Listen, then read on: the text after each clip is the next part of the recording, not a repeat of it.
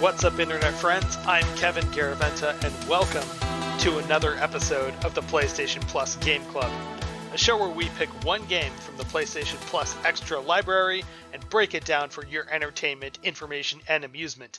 Today, we are talking about Maneater, a game about a shark that terrorizes the various neighborhoods of the fictional city of Port Clovis.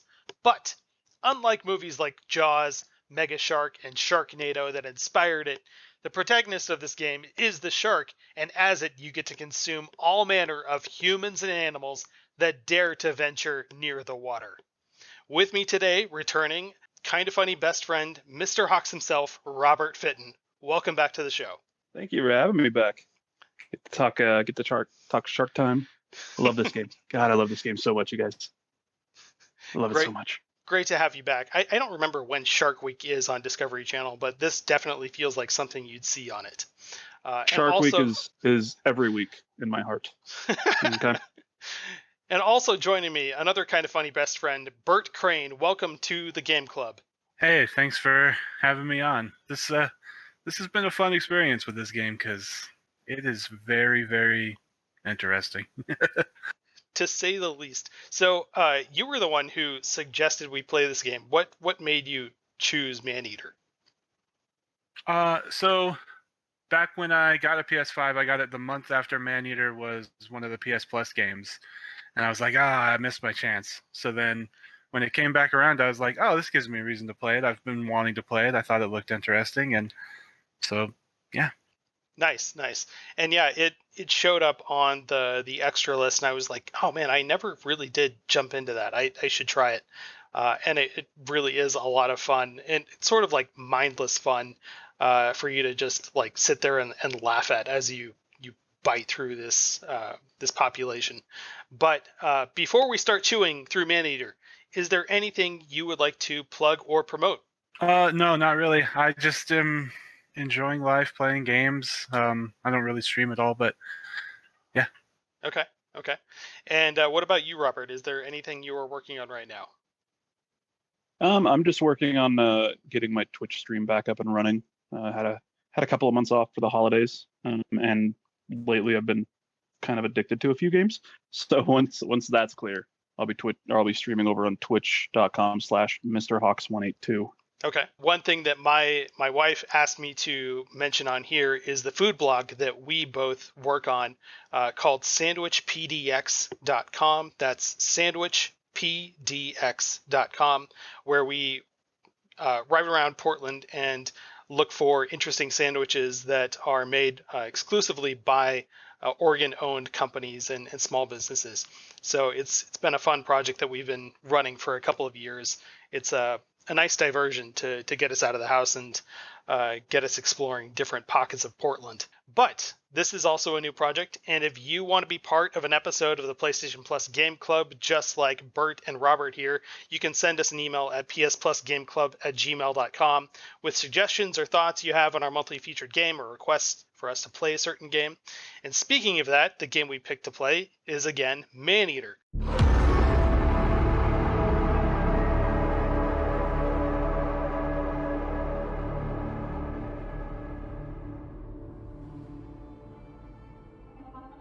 First question I have for you, both Bert and Robert. What did you name your shark? Ooh. I mean, you could go with the classic Jaws. You know, like the titular character in the movie Jaws. That was his name. Yeah. Don't watch it to, learn if that's right. I don't even know. I honestly, when I jumped into the game, I was so focused on eating humans that like my humanity was gone and names meant nothing. I named the people that I ate. Most of them were named Eric.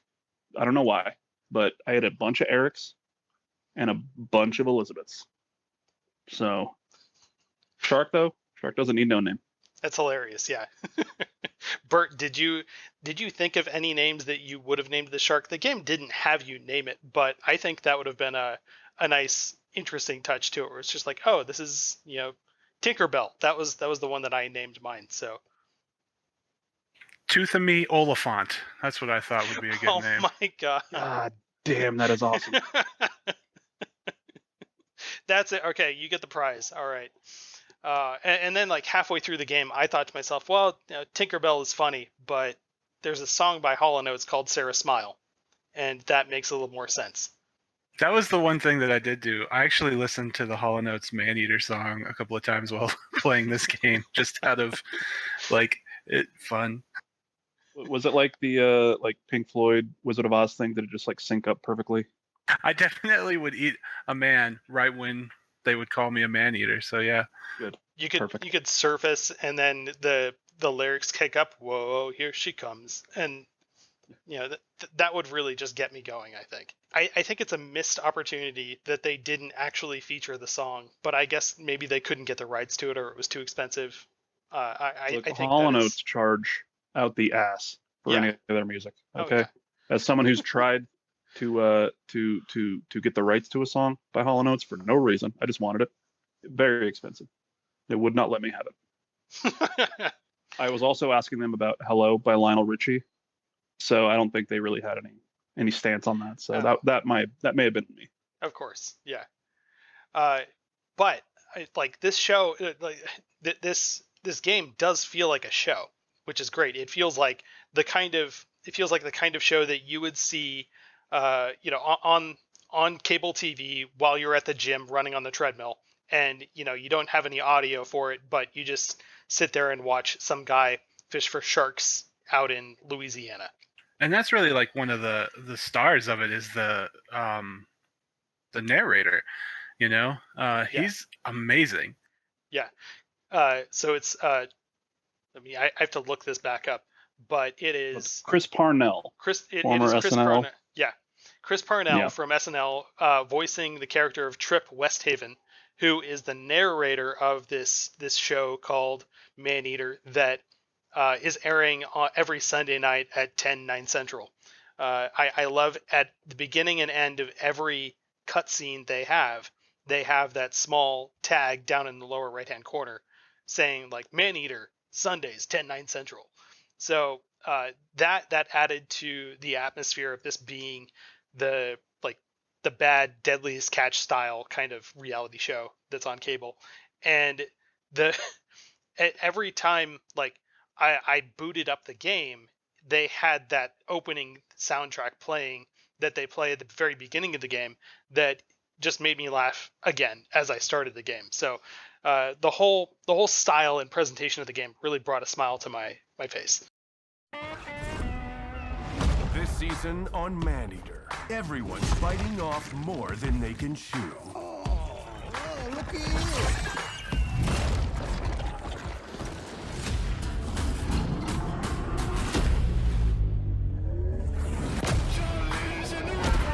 The depths will be discovered. The food chain will be disrupted. And the drama will get deadly.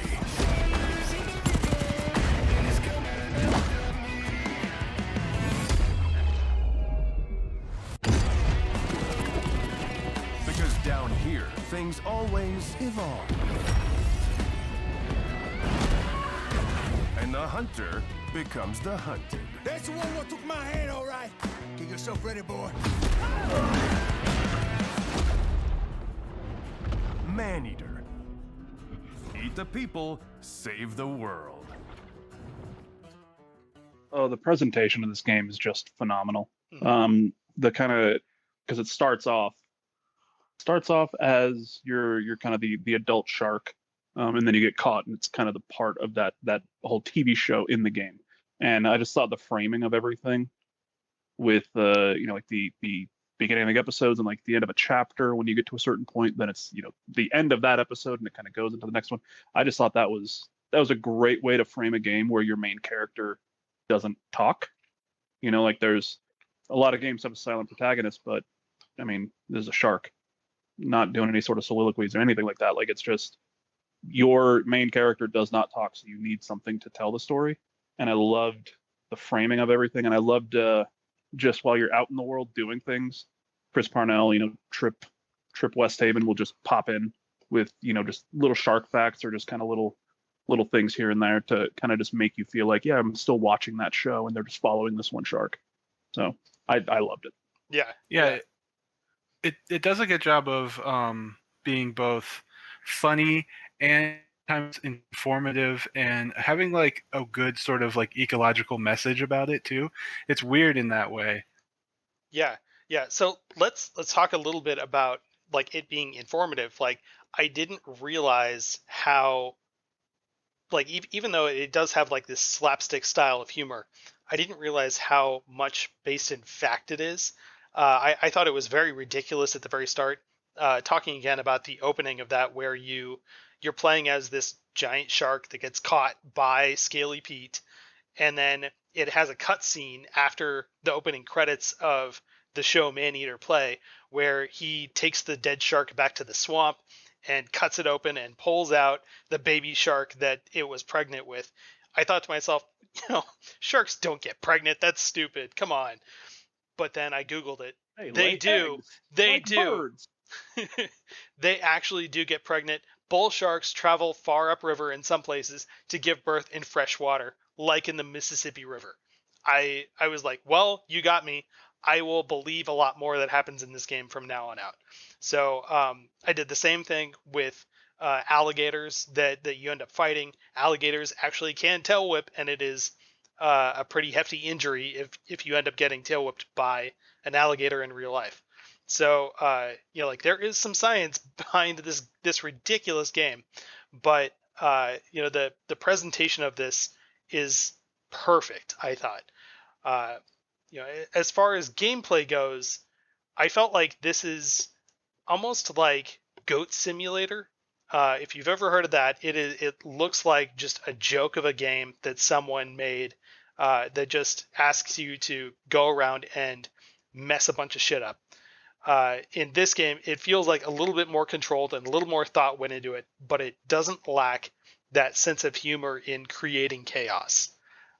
And it does feel a little bit strange to play at first. Like controlling the shark is kind of hard, and you really have to get used to it. Yeah, I sort of bounced off it right at first, and that's part of why is I think the controls take a little bit of getting used to, and like I would kill to have just a button to hold to go down and a button to hold to go up. You have a button that you hit to like swim down for a second, to like dive. Yeah. But I'd like to just be able to control my altitude, if you will, much easier. The thing that really made the controls sort of click for me was I was fighting a crocodile or an alligator, sorry, and I realized, I'm just trying to attack, and I'm trying to be like this shark, and I'm like, wait a minute, if I sort of do this like a fighting game almost, just like holding back and countering and like, doing stuff like you would do in a fighting game, I think it feels a lot better in like the tougher fights and the bigger fights when you do that. And then by the end you can just chomp, chomp, chomp. But like in the early parts, it really did feel like a fighting game. Yeah. Especially like when I figured out you could lock on to the one animal you're trying to fight, it would be a little bit easier. But the first fight against your apex predator was really difficult. So, Robert, do you have any general thoughts about the control and gameplay style?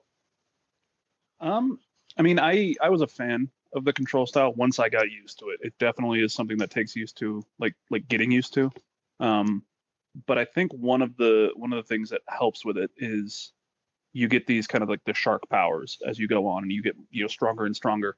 And it seems like when you get certain powers and certain moves, then you have to use more buttons on the controller. So it was kind of easing you into it a little bit at the beginning, which was very helpful.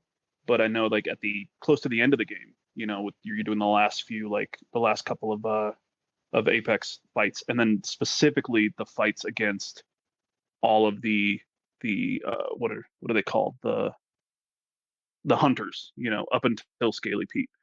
Some of those fights got brutal. With I remember my hands literally hurting because I'm holding down one button. I'm holding this down to to swim left, and then I'm pressing this button to do like the spins, and I'm pressing A to jump, and then while I'm jumping, I'm doing other spins to, avoid attacks and waiting for, like you said, like the fighting game, kind of waiting for my in to get in there, do some damage, and then kind of, swim back around. But the entire time, you've got all these enemies chasing you and shooting at you, so you're just constantly on the move. And once I got the hang of that, oh, it felt so good to just be able to get out of fights and to kind of go in and out and eat. You've got the diver, so you can eat that guy, but then if you eat that guy and you're there for too long, then you're gonna get shot by this guy, so you got to go and you got to take bites. It was hectic, but rewarding.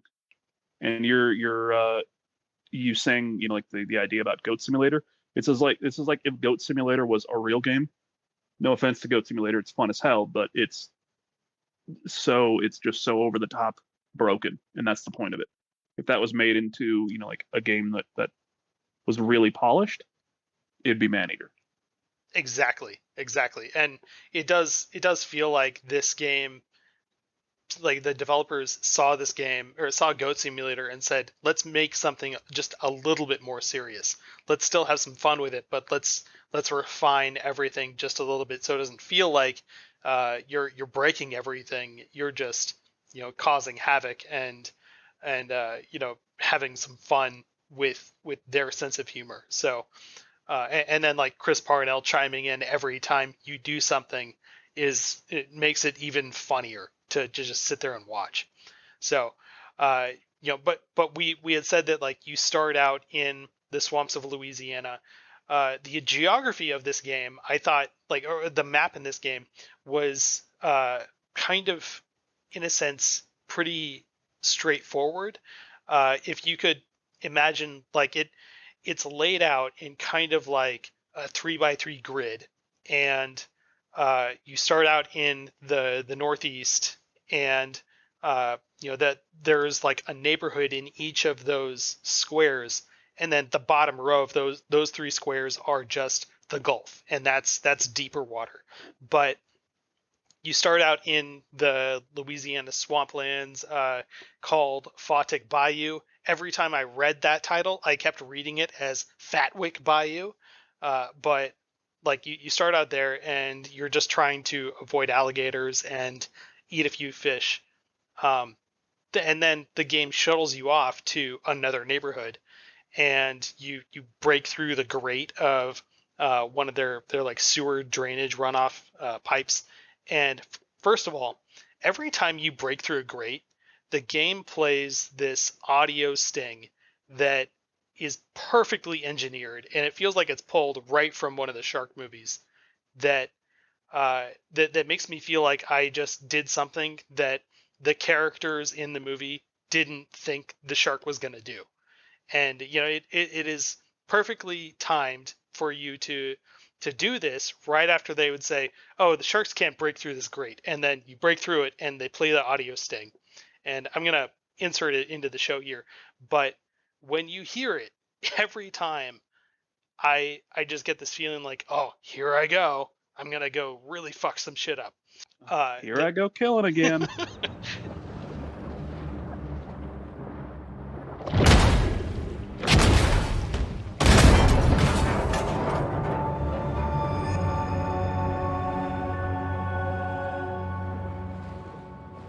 It's like they were going for that moment in Jurassic Park when the raptor opens the door and the music kicks up, except this time it's with a shark, and they nailed it perfectly. We're gonna go through each of these neighborhoods rapid fire because that gives you an idea of the progression of the game. But do you have any thoughts, Bert, about Fawtick Bayou?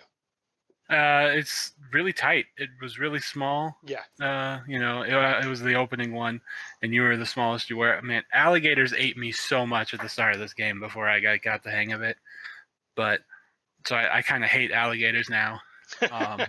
But the like collapsed gator show area was cool and like super atmospheric. And I remember like going to do that Apex fight against Rosie, and she's like clearly like was the star of it, and like they like I don't know if you noticed, but I'm pretty sure she didn't have like her legs and feet. Like it was like they'd cut them off for the show so they could like control her better or something. Well, And I was like, oh. Yeah, that's interesting though, because I think she did at the beginning, and this happens whenever you fight something. You can actually eat the limbs off of other animals as you're fighting them. So you'll notice like when you're fighting like a mako shark, it loses its fins the closer it gets to being killed. And like the same with alligators. So like that is something that I thought was fucking brutal. Yeah. And great. Yeah, I did not realize that. That's intense. Yeah. So that's pretty crazy. Yeah, by the end of some of the fights, like they're clearly, they have like no fins, nothing, and then they're just trying to kind of wiggle their way as to do like damage to you, and it's you're literally just like circling it, and you're just taking bites out of it, taking chunks out of it until it's dead. Yeah, and I noticed that with the orca because it was all cut up on the side, and I was like, oh, they take battle damage, but I didn't think about that with the alligator. Yeah, and sometimes they just ignore that battle damage that they've taken, so they'll still come at you really fast, even though they don't have any arms and legs anymore, and or fins sometimes. But still, it is interesting to see that there is a progression to the amount of damage that you're doing. So that was pretty cool. And I also loved how every once in a while during these apex predator fights, they stage them in a place that looks like they should be there, like the alligator show area. I thought that was great. There's another one later on where you fight an orca whale in what looks like should be a SeaWorld arena, and I thought like this is perfect. Okay. But anyways, you make your way out of the bayou into Dead Horse Lake, and this is where I fought my first apex predator. There was a barracuda that you have to fight, and this I still didn't have a hang of the controls, but I end up fighting the barracuda while I'm getting shot at by another hunter target that is a boat that is drifting around the fighting area. So there were some points that, and this particular instance like points out to me that there are some parts of this game where it doesn't really seem like they fully thought through the engineering of how you're going to fight like animals, or how you're going to have encounters with boats. So they just kind of have you fight these giant things out there in the open environment, and anything else can come about and attack you, and it doesn't care whether or not you're busy with somebody else. Yeah, and I liked that a lot, because it wasn't just like some of the fights were you're kind of on your own, like the orca whale in the giant tank. You're in there with just the whale, so you're kind of going around it and fighting. And I cheesed the hell out of that fight, but whatever. But I liked being out in the open and having to watch out, for while I'm fighting this one thing, there might be a hunter there, and if I do too much damage to a human or something, because you can run and you can take a human to kind of get your health back. Okay, then I've got to worry about the hunter while I'm fighting this other thing. Yeah. And it definitely adds more tension to the game, but I was a fan of that. Yeah, that was an interesting wrinkle that I had to learn how to deal with eventually. But at the beginning, it was just it felt so unfair because I was just like, well, I got to come back to you later because I'm being bugged by this boat right now, and I can't deal with both of you at the same time. Yeah, that was the way that works was like, that was one of those moments that clicked for me with this game. Was I was in the sewers right around Dead Horse Lake, and there was like a big cistern that I was in, and it had 2 alligators, and alligators have been the bane of my existence the whole time, right? And I am dodging and weaving and biting, and I ultimately took both of them down by like focusing one and like dodging the other one. And that was one of those moments where it clicked with me of just, oh, this is the fun of the game, just like surviving and being scared and being right on that edge, and then feeling like you overcame something that you couldn't have overcame before. Yeah. Those moments where I was facing those alligators in the cistern, I felt like it was like the game was trying to get me to play it like Dark Souls, where they said like you need to go eat 10 of these fish, but there are alligators swimming around the cistern too, so you have to just figure out a way to avoid them and eat the fish, and then once you're done, swim away and just come back and deal with them later when you're a lot bigger. Oh yeah, no, I just the first time I went there, I like fought them for like maybe like half an hour to 45 minutes, and like if I would get low, I would eat a couple of those fish and then get back into the fight, and like it was one of those palm sweaty sort of moments, you know what I mean? Yeah. So anyway, you finish up your fights with alligators and the barracuda, apex predator, move on to Golden Shores. At this point, I kind of felt like the game was getting kind of repetitive and a little bit boring, and that's where Chris Parnell's lines started to get to me as like they start to get a little bit funnier and a lot more enjoyable. And I realized like I should probably I should sit back and enjoy his jokes and not have like a podcast running or something and ignore everything that's happening here. It made the game so much more enjoyable to go through having him comment on every single thing. And most of the time, he doesn't repeat stuff. So it is all really funny. Yeah, I only heard, I want to say a couple of repeat lines, but nothing kind of major. Just, you load into an area and you might hear the same thing a couple times. But yeah, there's a lot of dialogue that he recorded. Yeah. That kept the game fresh. Yeah.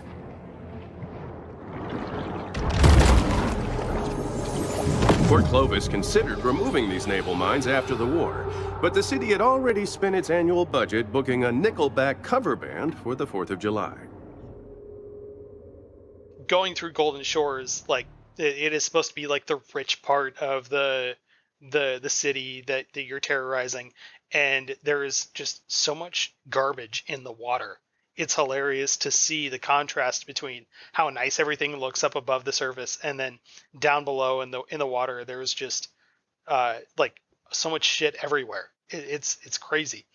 But at that point I did feel like this is starting to feel samey. I'm making my way around the map, and I also noticed that the game as a structure doesn't really shuttle you across this map. Like it doesn't ask you to visit places along this giant open area and explore it. It just kind of says go to point A and B and C. It's not like in Far Cry where at some point they have you travel all the way across an island, and that forces you to explore the entire island. They don't put an objective really far away for you to meander over to and find other things as you go. So I did think it kind of failed there as an open world kind of game, but instead it just sort of says you go to the next adjacent area and that's it. Only at one point did I see some other objective marker pop up back in Fawtic Bayou, and I just fast traveled back over there and started to clean up all of the alligators that I was now bigger than and could just devour in a few minutes. So go ahead.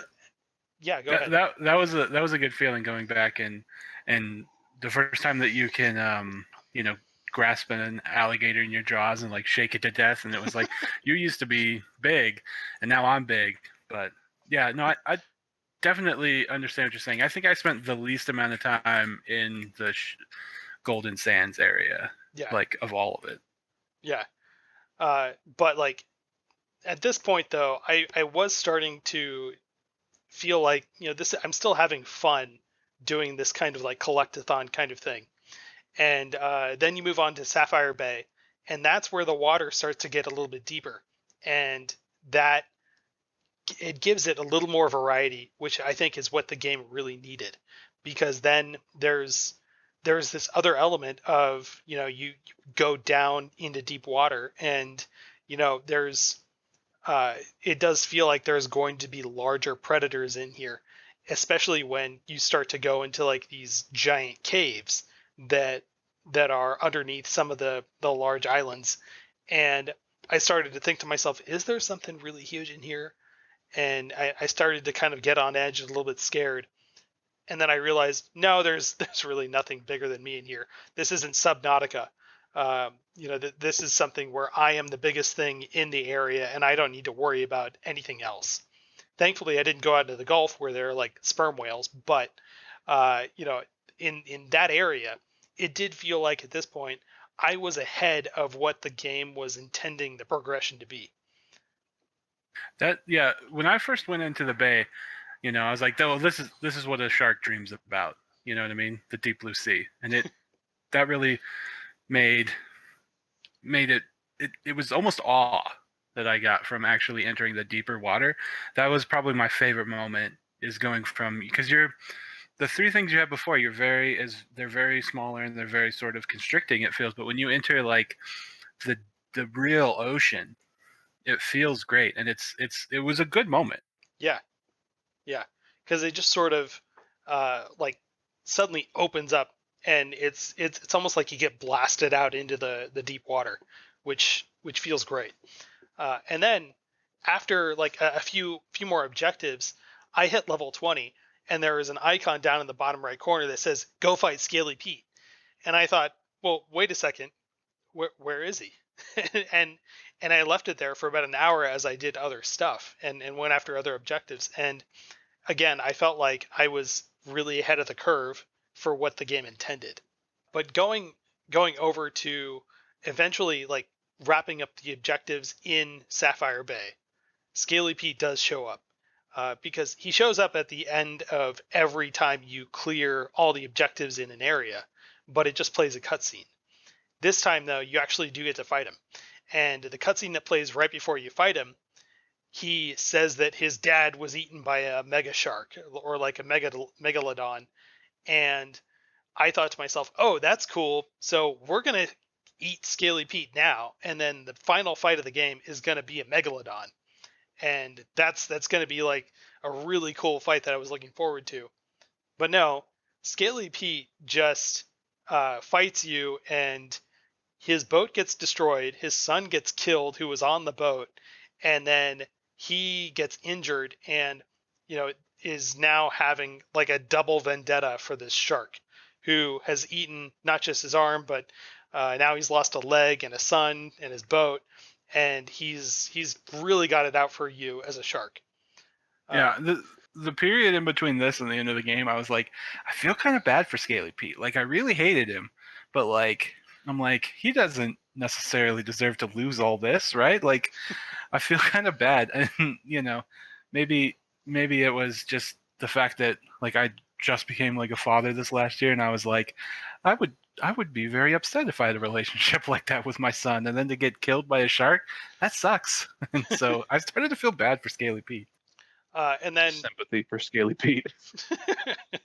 The entire time. I mean, the only reason his son died is because of him. Yeah. If he would have just like, he would have been like, you know what? Maybe we're not ready to fight this shark, or even listen to his son for a minute to do kind of anything else. Yeah. He put himself in danger, and then, he killed his son. Let's be honest. The explosion happened because of him.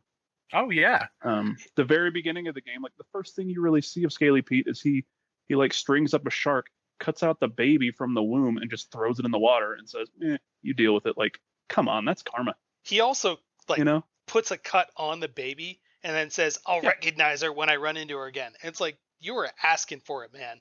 You really are. Also, his accent is so thick that when I first started the game, I couldn't understand him. And I immediately backed out of the game and said, I need to turn subtitles on because I don't know what you're saying, man. And so I think that like he was a cartoon character that had it coming. Meanwhile, aboard the Cajun Queen, Pierre LeBlanc, known by his fellow anglers as Scaly Pete. Daddy hunted sharks. I hunt sharks. It's in the blood. There was somebody better at this, you be following them, yeah? Oh, people, we got a lot of wrong ideas about sharks.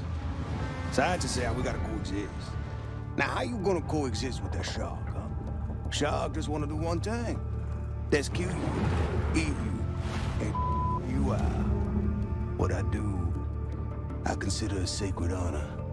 Kill them all if I could. Too bad, ain't but 24 hours to a day. I was hoping that he would go down in this fight, but he does end up being like the final fight at the end of the game. And in this particular fight, like the mid game fight, his boat it went over in like a matter of minutes for me. So I did totally feel overpowered. It may have been because I was using a lot of the bone upgrades that felt like you were like when you breach the water and are able to land on top of a boat. It's like landing a granite slab on a boat and it just sinks it right away. That's what it felt like I was doing with this particular fight, and it really just overpowered my shark. See, I feel like that was part of the design, though. Yeah. Just like with this specific fight, is that the entire game you're seeing Scaly Pete. You know, he's like, I've done everything. I've killed any shark that's come across me. I'm unstoppable. And he doesn't really do anything to get ready for, you as a shark, even though you've seen him a couple times. Like, he doesn't get ready for you. He's looking for you, but he's like, yeah, we'll deal with it when we get to it. He's so caught up in like hubris. Like, he doesn't believe that he's got anything to worry about. So he does nothing to get ready for it. Yeah. So when you then go fight it at level 20 and you've got the bone armor and everything, yeah, you shred through a ship because he's done nothing to prepare for anything besides, the same thing he's done every time. Yeah. So I don't know if it was necessarily you being overpowered or a combination of you, being a bit overpowered and him, his character just not being prepared. Well, he definitely, he's like throwing like grenades and stuff, or like TNT into the water, and I didn't have the bone armor. I went like all bioelectric to start. So you would just grab it and throw it at him, and you threw like 2 of them. And I know it's like a classic sort of boss thing where they throw out the thing that you kill him with, but yeah, it was very easy to just hit him with those a couple of times, and that blew up his ship so easy. Yeah. And then after that, you move on to Prosperity Sands, and then I felt like that area it felt just more of the same of Golden Shores and Dead Horse Lake. Like, it was just a shallow area that had more people to eat. And then after that was Caviar Key. Again, shallow area, more people to eat, but this one has like a sewer system that you can swim through that is a huge network of tubes. And then the apex predator in that's where the orca. At the end of that, the apex predator is where you fight the orca whale in the SeaWorld tank, and that fight made me laugh really hard just because of where it was. And you're like swimming around a bunch of these like the chained balls that they can play with, and then somehow a few small fish have made it in there for you to eat as like a health boost. But this was, I think, the first apex predator fight where I was really on edge since the Barracuda. Like, this one was one of the first times that I felt like, oh, I'm not sure if I can actually beat this thing. But you really have to figure out how to dodge. The poison set that you're able to use is fantastic and great. What did either one of you think about the fights up to now? Fights up to now, for the most part, it was just kind of like with the alligator. I tried it a couple times and just got killed. So I was like, well, let me go and level up and kind of make, get my shark to be bigger, and then go in there and take out the alligator. But for the orca, oh my god, that thing wrecked me multiple times, and I couldn't really get stronger or like that much bigger before the fight, as I remember it. And that one was very nervy. Like, that was the thing where you're going through and you take a couple chomps to take damage, and then I'm swimming away while it's following me, and then you wait for it to roar up to do a move, and then you duck out of the way, and just kind of going back and forth and back and forth. That's what I did the first time I played it. The second time, I cheesed the hell out of it. I jumped up on land, on like the stage area, waited for it to follow me, and then jumped back in the water and just let it die on land. Oh, no. Yeah. Oh, man. You monster. Yeah. Did either of It you was easy. use? Did either of you use the bioelectric stuff? I really didn't. I mostly used the vampire or the shadow set, which it lets you poison fish when you dodge, and then they swim through a cloud, and that was one of the best things that I used. Also, you can poison them when you take a bite out of them, so that way it makes up for a health loss if you end up biting them. You also drain some of their health into you, which really helped. And then the rock set I used mostly for fighting boats, and that set you get like it's not called the rock set, it's called the bone set, but that set it looks like you just get covered in rocks, and then you just hit a lot harder, and it's especially good against boats, and I liked using that. But like I never really could get the hang of using the electric set. So what made it so good? Well, so maybe it's just I did a thing where first of all I didn't realize you could upgrade your stuff until after the Mako fight. So the alligator, the barracuda, and the Mako fight all were so hard. Like I couldn't do anything, and I had to try and just eke it out. And then I was fighting the boats because I had some of the bone set, and that wasn't too bad with the bone set. And that unlocked a bunch of the bioelectric set. And then that's when I realized you could upgrade stuff. Yeah. So when I went into the Mako fight, everything was gold because I only upgraded the bioelectric set. Because when you have like 3 or 4 pieces of it, it stuns them, right? And you basically have like a short range, like almost teleport when you activate its ability. So with the orca, I would dodge and it puts a little electric ring and it would hit that, and then I would bite it like once or twice and it would go belly up for like a little bit, and I would just sit there biting at it. Nice. And then when I activated the ability, every time I lunged at it, I would turn into like a ball of electricity and just hit it, and then it would go belly up and I would just hit it and hit it and hit it. So I had really no problem with the orca because he just was constantly stunned and I was just biting at him while he was stunned. Yeah, it sounds like you could totally cheese that, and I really missed out on using that particular ability. I'm pretty sure I also swapped between the bone set when I was going after a human enemy and the shadow set when I was going after like another fish, for like specifically that whole set for like the health regen on bites and everything, and just kind of everything. The more of the set that you have equipped, you get little perks. Just if you've got 5 pieces, you get more than if you have 3 pieces and then some other stuff. Yeah. But you can mix and match. But I typically always just went with a full set for whatever I was doing. Yeah, because those stacked perks were great to use against whatever you were fighting, and they really make up for the incentive to kind of mix and match. Like the bone tail whip was really good, but the amount of poison that you can stack on an enemy is even better.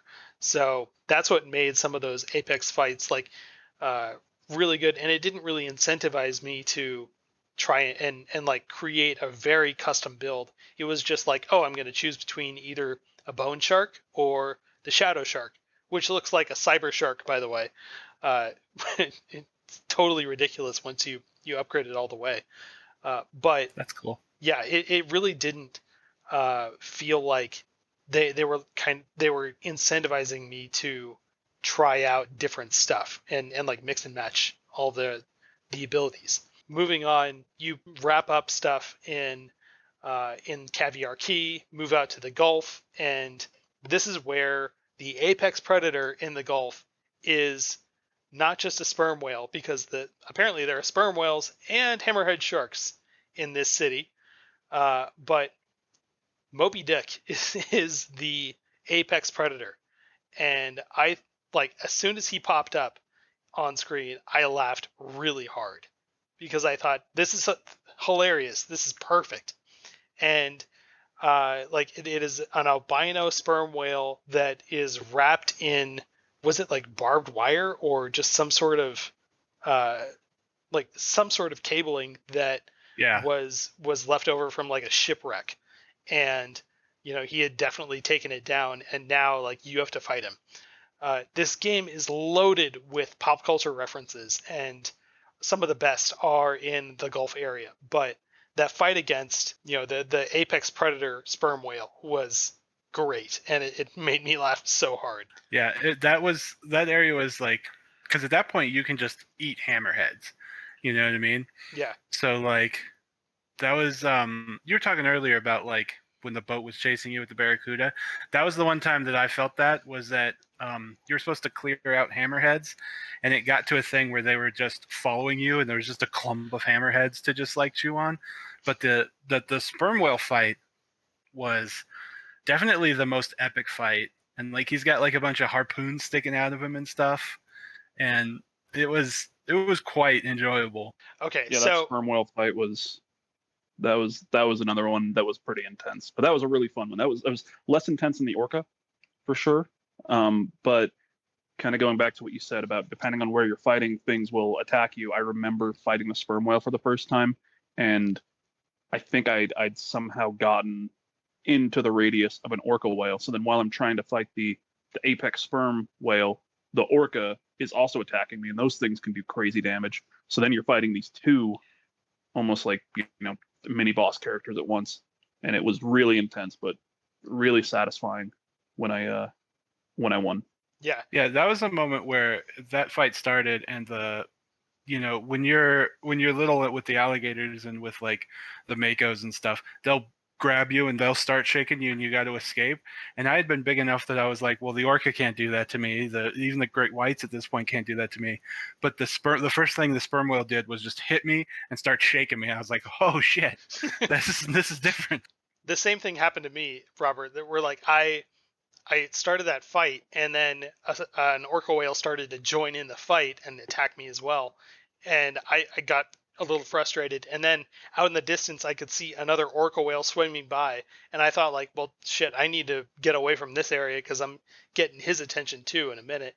And that goes back to the idea that like having these fights out in the open just kind of it allows crazy stuff to happen that probably the developers weren't even intending, but it makes the fights, they can either be more frustrating or more exhilarating because you can't believe that you actually were able to take down this giant thing while something else was trying to kill you at the same time. And that's one thing that I started to really love about this.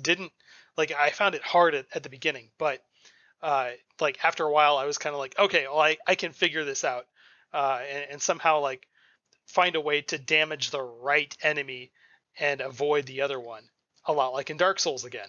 That's what I loved about this. And then right after you finish that Apex fight, you get to fight Scaly Pete again. And for some reason, he's poisoned Sapphire Bay.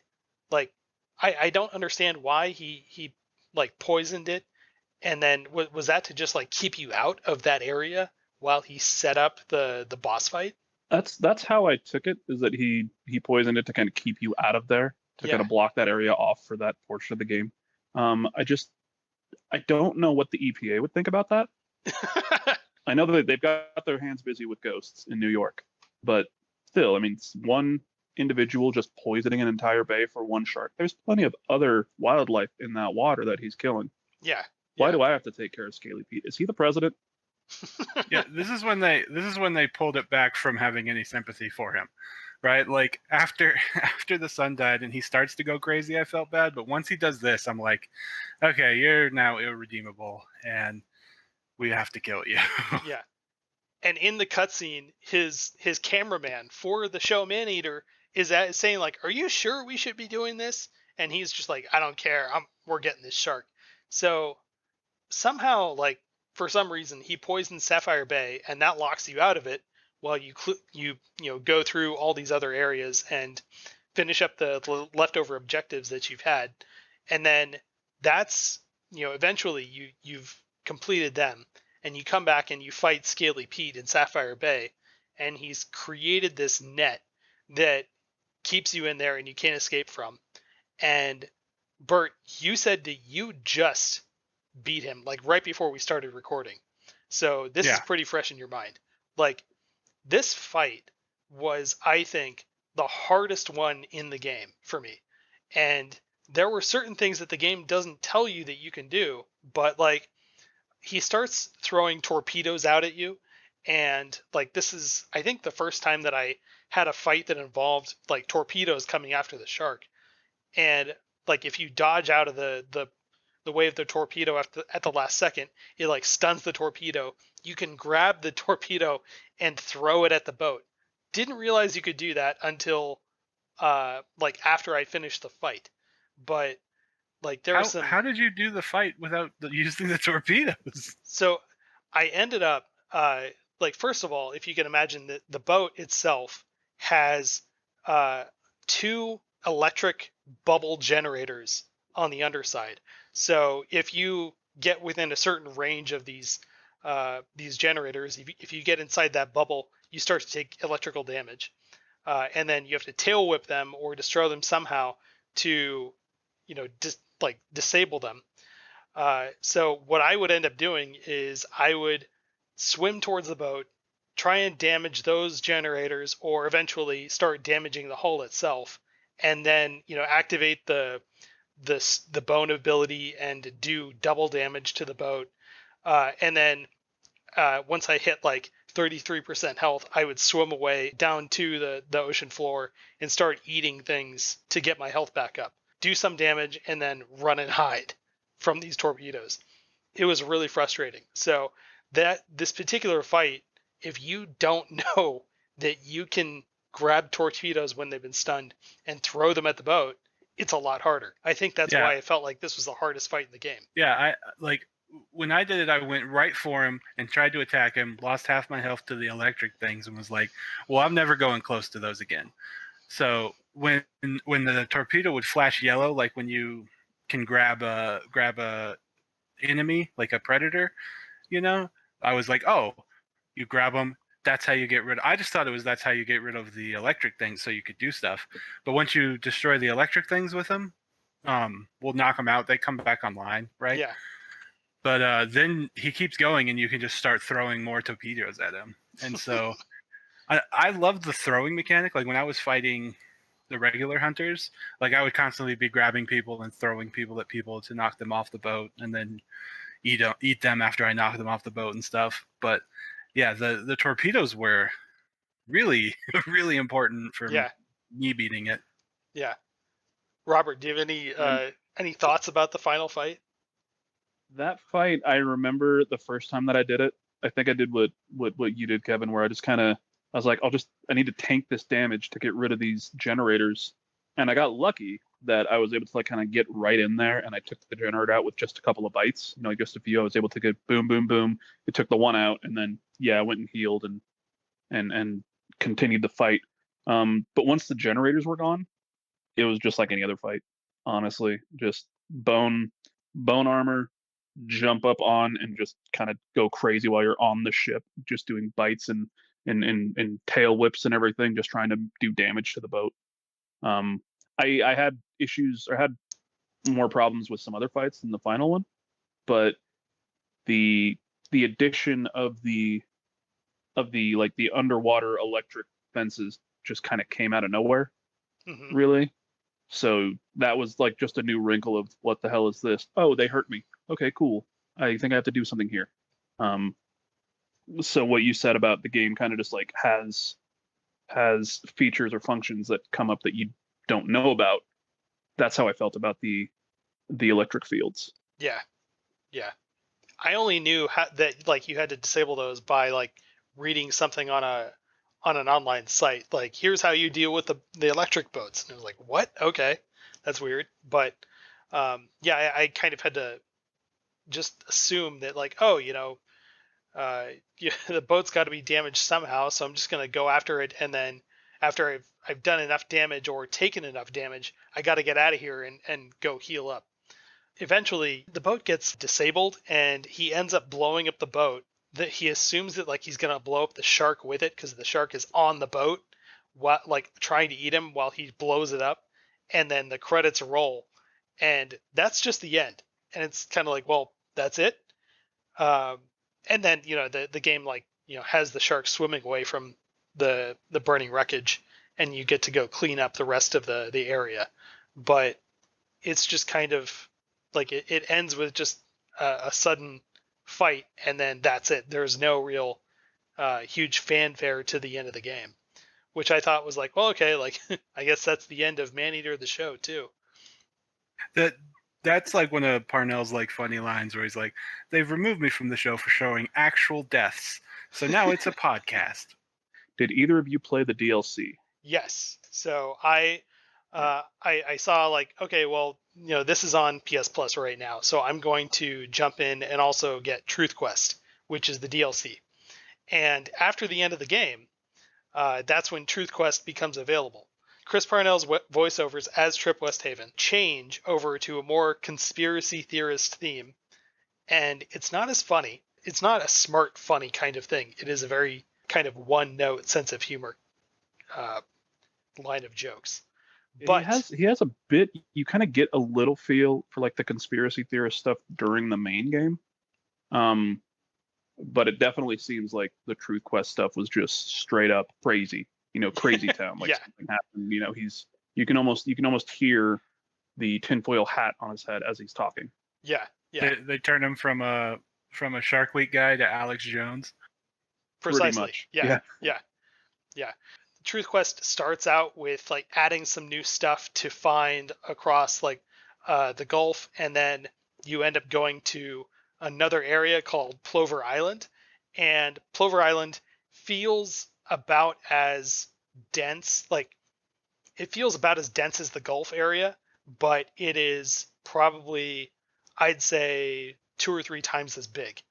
And in total, like for anyone wondering, like if you want to get Truth Quest, it is in total, I think, has about as much content as the base Maneater game does as well.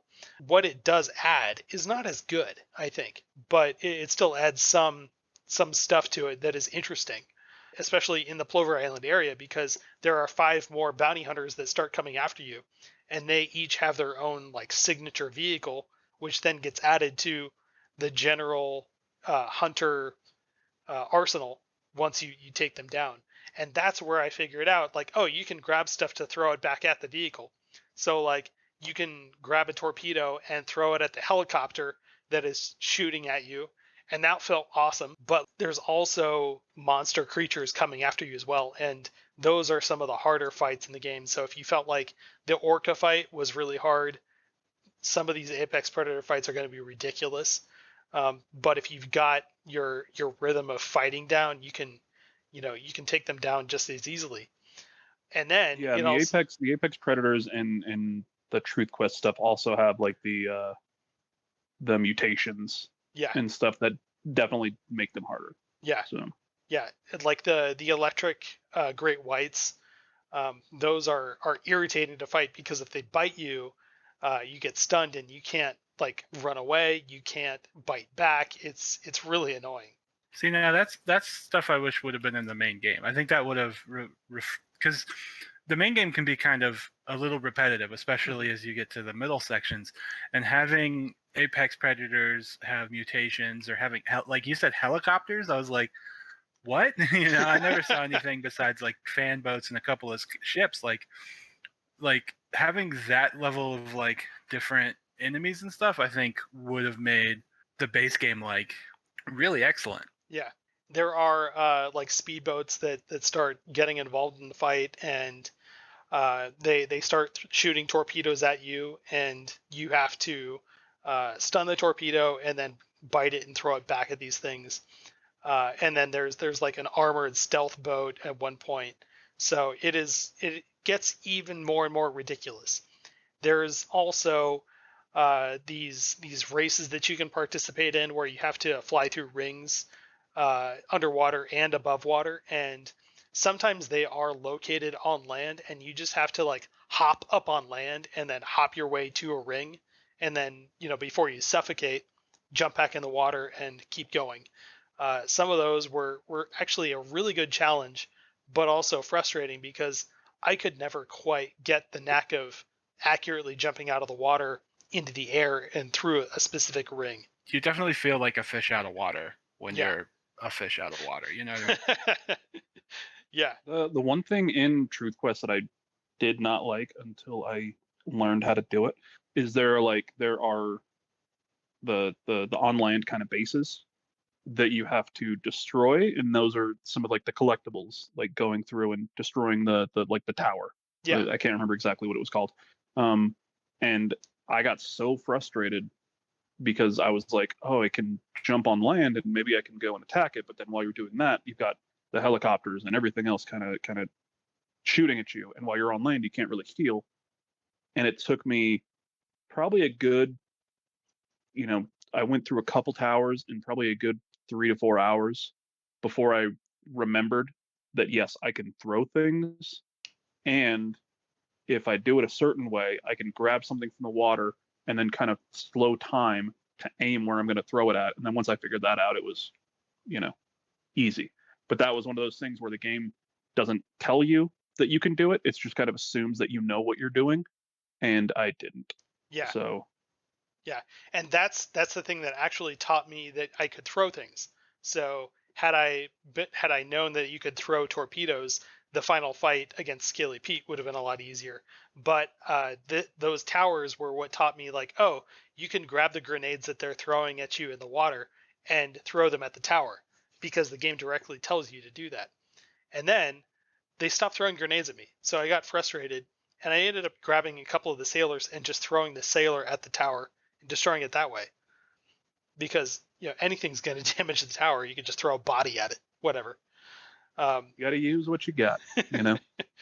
So then you go through Truth Quest like any other neighborhood in this city and finish off all its objectives.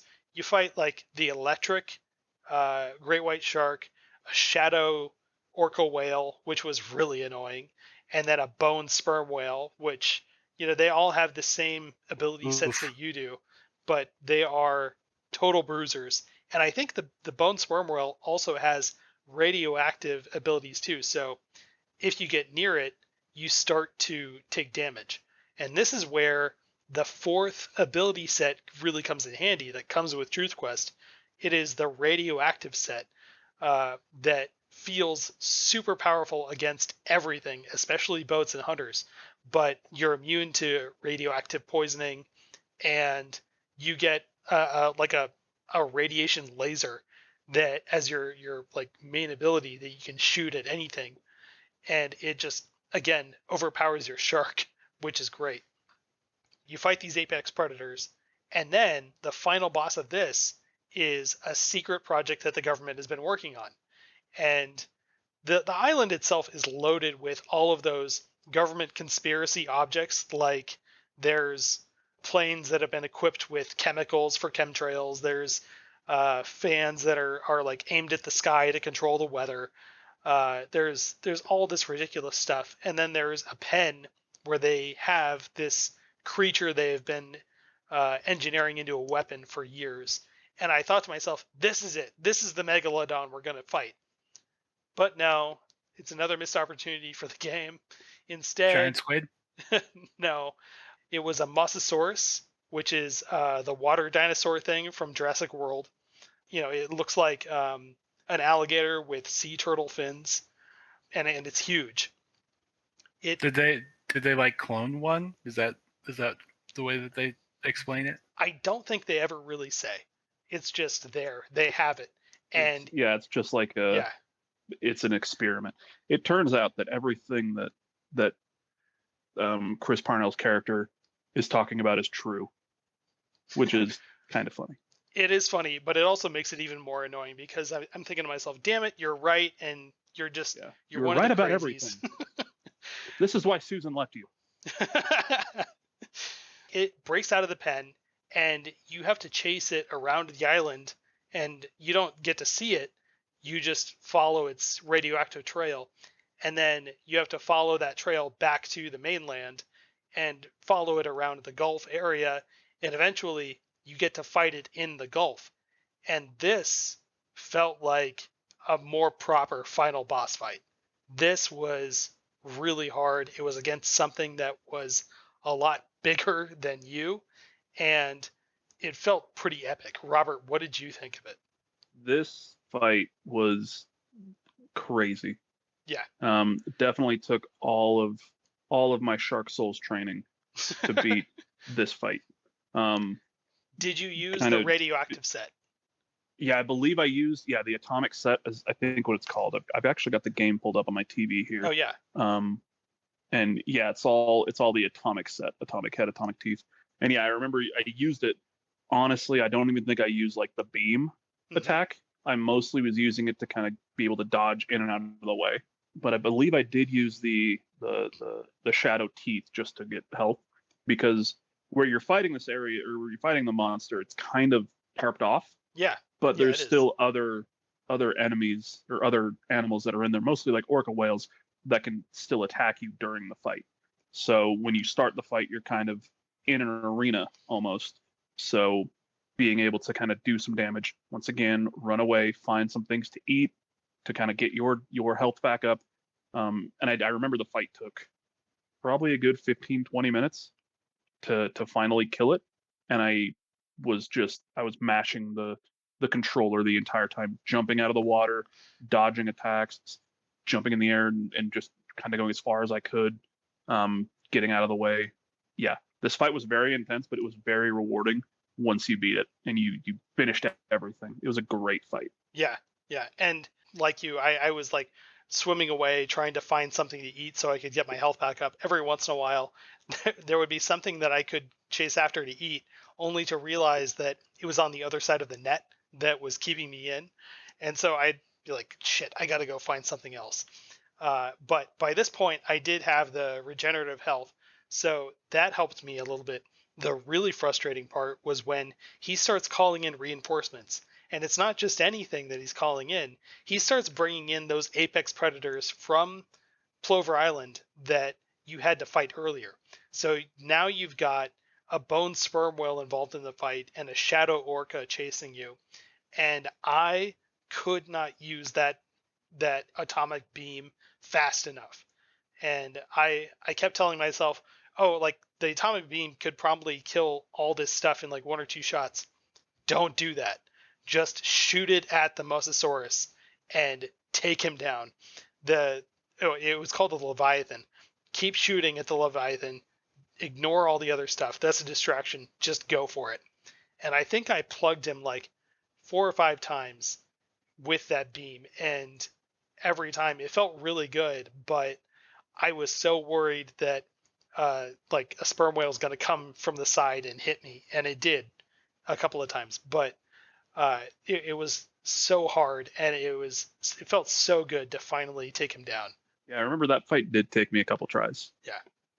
As someone who's, just trying out Maneater for the first time, I felt like Truth Quest adding on to it, like if you really, really loved the gameplay of Maneater, go ahead and check out Truth Quest, but I wouldn't recommend it for someone who's just kind of like, I don't know, like it was okay. I finished it just to finish the game. But I had a ton of fun with it. I had a ton of fun with the whole game, and I felt like Truth Quest was, a decent addition to it.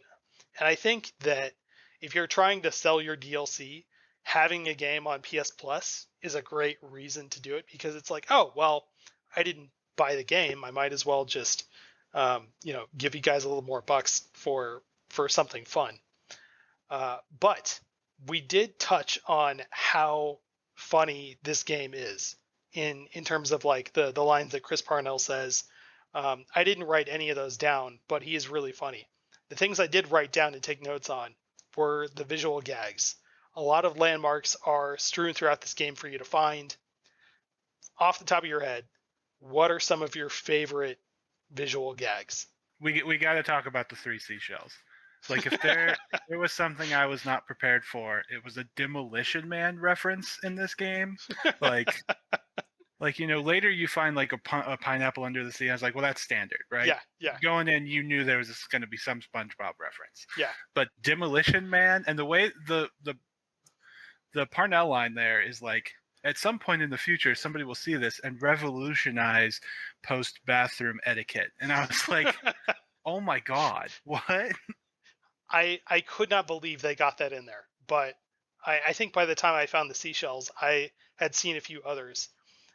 My favorites were the banana stand from Arrested Development is somewhere in the water. There's always money in the banana stand. Yeah.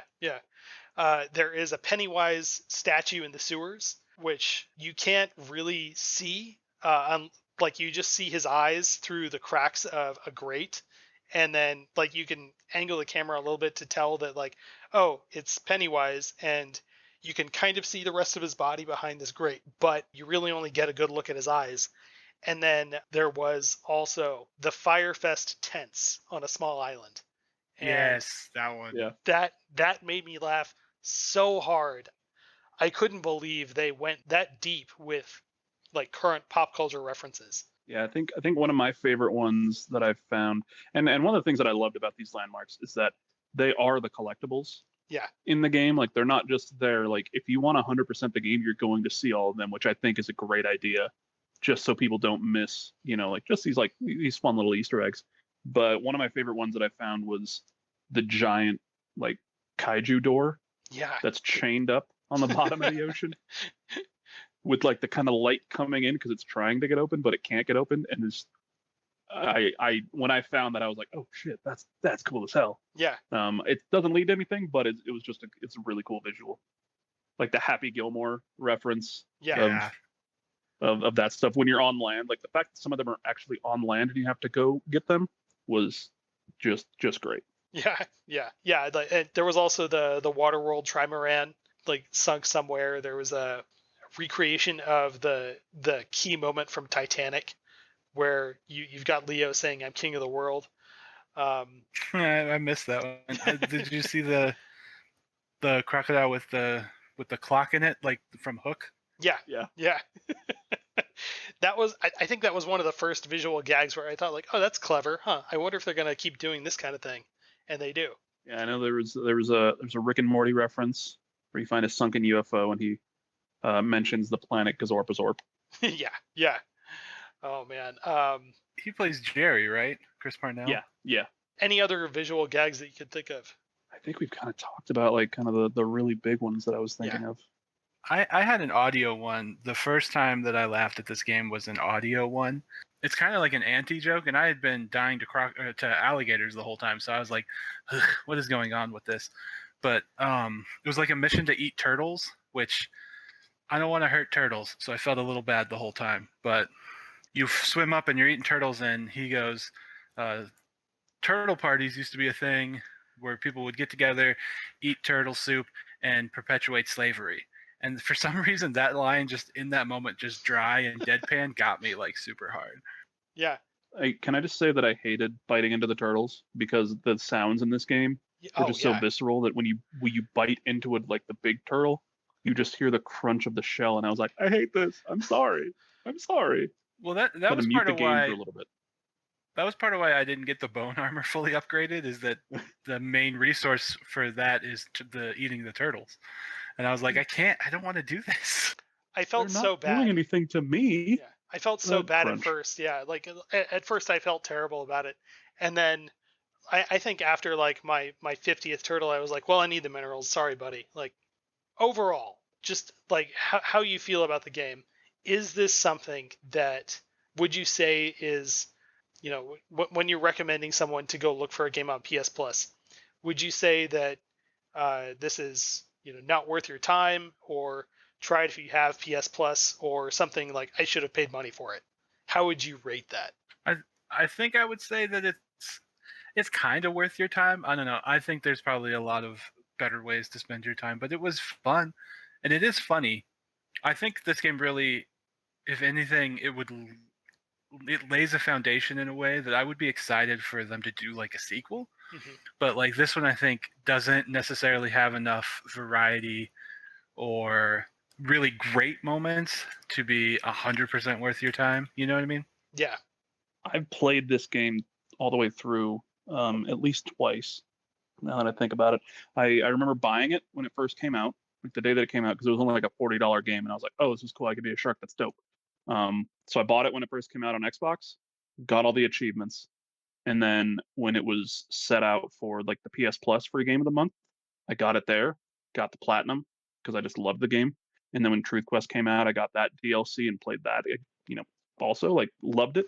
I've recommended this game to so many of my friends that are looking for just something kind of mindless fun, because that's what this is. It's you're a shark, you're eating things, you're eating people, you're destroying boats. Like, you can jump into it, learn a few of the controls, and just kind of go nuts. So I've recommended this for my friends to buy, but the fact that it's on PS Plus, if you've got PS Plus and you can play this for free, yes, like yes, unless you're in the middle of playing through the entire Persona series like I am, but give this game a chance. It's super fun. You don't have to really think about it. You just can go crazy as a shark and have a grand old time, and then kill Scaly Pete because he's a piece of shit. Yeah, and I do feel like I'm a little bit closer to you, Robert, with this, where it's like you should try this if you have PS Plus, because it is quite a spectacle. It's not super serious. It's not also a big budget blockbuster game. Like, it's not The Last of Us or Assassin's Creed. It is something that you can spend a week with and just turn your brain off and have fun, laugh at. When you jump out of the water and go after eating some guy on a golf course, other people go running and screaming. It's chaos, and that's what makes it so fun and funny.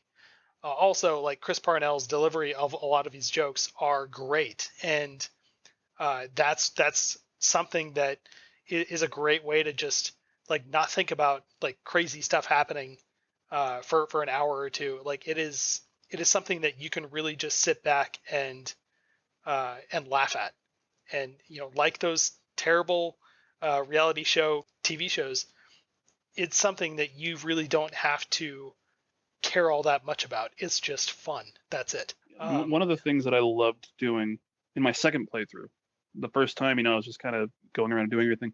My second playthrough, what I decided to do is just max out my level as soon as possible, because there are certain points in the story where you can't go further until, like you said, you get to level 20. And then it's like, hey, go fight Scaly Pete, and you do that, and then you can kind of keep going.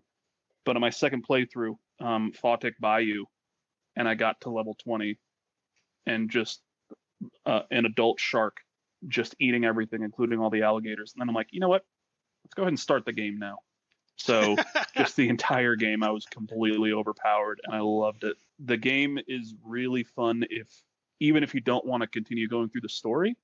Once you get to that like kind of adult size shark, and you can just kind of go and do whatever you want, and just you'd swim around or just eat things, and just zone out and have fun. I would like Chris Parnell to just narrate my life. I think you do a good job there. Yeah. Sure. I think that's a great ask.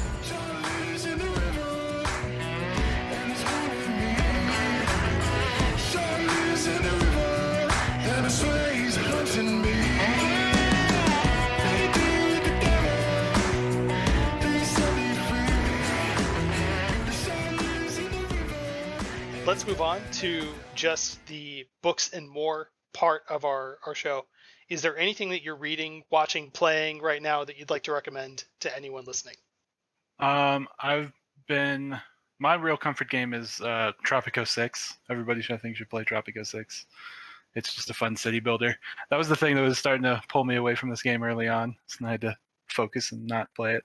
But I'm going to go right back to it because it's an excellent game. Nice. I haven't tried any of the Tropico series, but I think I do have one of them on PlayStation Plus, so I could check that out. Robert, is there anything you'd like to recommend? Well, I mentioned it. I think I mentioned it last month too. I have been deep in my Duffy with the Persona series. Just they added Persona 5 to Xbox.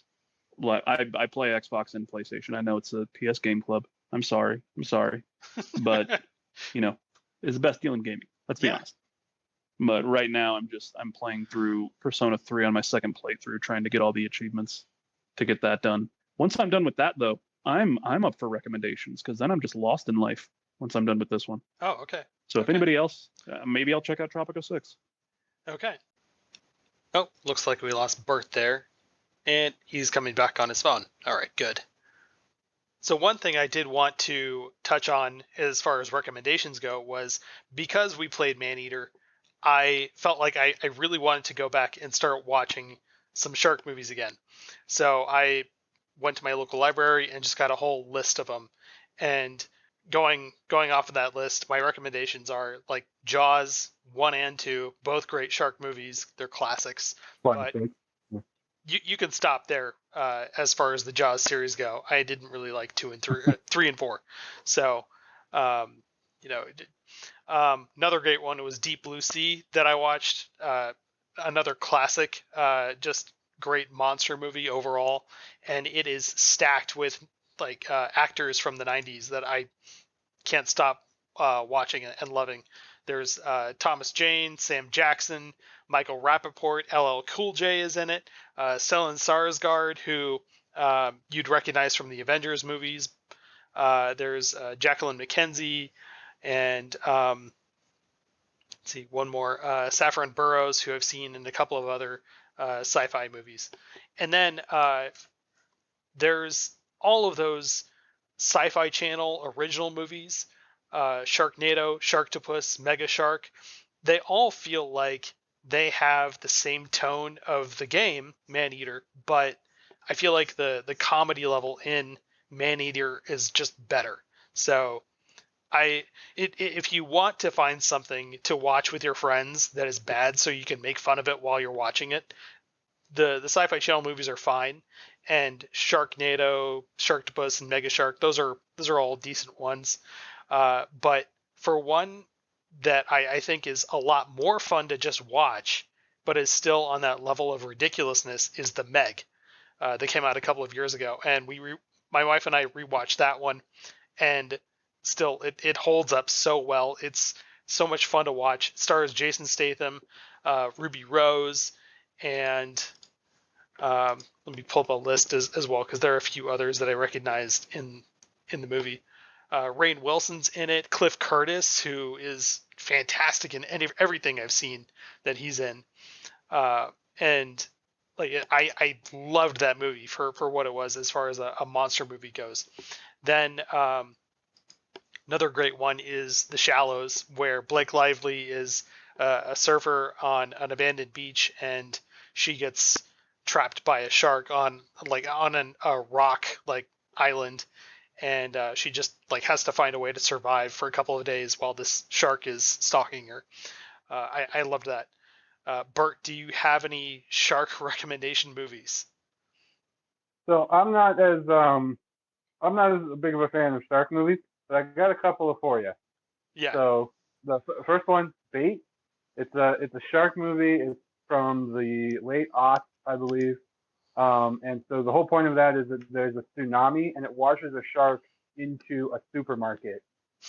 And everybody's like on top of the shelves, and the shark's going around and killing them. And it's like a shark movie centered in a supermarket. The CG terrible by modern standards, but the movie's okay. All right. Bait, that one. Okay. And thinking about shark movies, I'm going to take it in a little bit of a different direction and talk about movies that are like shark movies but are not about sharks. So 1977, the classic, we're going to remake Jaws, but we're going to remake it with an orca whale instead. Oh. Orca, starring Richard Harris. Okay. Amazing. Okay. Sort of based on a true story, because there's been stories of orcas like hunting down people who kill their babies and stuff. Like they remember, and they will mess you up. My final one, I think, actually catches the tone of Maneater probably more than any of the other movies that I talked about. It's a land shark in Tremors. The first one, Kevin Bacon, Fred Ward. Classic. The greatest on-screen Bert that exists. Yeah, I love that movie. Oh, now you're making me think about it, and I need to go watch that one again. Sort of creature related that made me think that Maneater made me think of was the movie Crawl. Is that the one where it's like a hurricane and there's like alligators in the basement? Yeah. So it was Crawl starring Kayla Scoldario and Barry Pepper, and that one totally watchable. Great monster movie. Very much like it has the same tone as like it's trying to be kind of like Jaws but with alligators instead, and it is a lot of fun. Some really cool like alligator moments, and that arguably might be the best movie of all the recommendations. Oh really? Like, yeah. I really. Yeah. And then like, if you're really jonesing for an alligator movie, check out Lake Placid also. One other thing, I happened to look on Hulu, and there is a Maneater movie on there. I threw that on for 10 minutes, and I could not get through the terrible dialogue and turned it off, and then immediately just put on The Shallows after that, because I had this whole stack of movies ready to go. Those are my recommendations: Jaws 1 and 2, Deep Blue Sea, The Shallows, The Meg, and then you've got Bait. That's a great storyline. I have to check that out. And then Tremors. Those are land sharks. I love it. Next month we are going to be talking about Everspace, and that is going to be our March game for the PS Plus Game Club. And I highly recommend you check that one out. I've jumped into that, and I've been really enjoying it. Is another cool space fighter. My wife asked, what are we going to be playing for the next month? I said Everspace, and she said, another space game? Look, it's a different kind of space. We did Observation last month. Everspace is going to be in March. It's a different kind of space. There's a lot of shooting, a lot of maneuvering of a spaceship. It is a lot more fast-paced in action. Highly recommend checking that one out. But before we go, Robert, where can people find you on social media? I'm on Twitter. And that's pretty much all I do. Okay. When it comes to social media. I don't even know my Twitter thing. Mr._Hawks, HOX on Twitter. If you want to hear about wrestling and soccer, pretty much all I tweet about. And Bert, where can people find you? Well, I'm also on Twitter. I'm at whatasandwich21. I pretty much just talk about local Denver politics and, what we can do to make the world slightly better. But that's it. Yeah, I like the sound of that. And way more wholesome than my Twitter. And you can find me on Twitter, Kevin Garaventa. I am at the Portland Kevin on Twitter. But thank you, Robert, and thank you, Bert, for joining us to talk about Maneater. Kevin, I want to thank you for this jawsome experience. But you guys get it? Because it's like the word awesome, but then I put. Do you get it? Yeah. Do you guys get it? Okay. Just want to make sure you guys get it. I think I got it. Yeah. And okay. Thank you to all of you for listening. Next month, again, we are talking about Everspace, a roguelite space fighter where every stage is randomly generated. And if you have the chance, please try it yourself and then hear what we have to say about it. We'll be sharing our randomly generated war stories from that game on the next episode. And you too can share your own thoughts on Everspace by writing in to psplusgameclub@gmail.com. But until then, remember to have fun playing around and have a good day.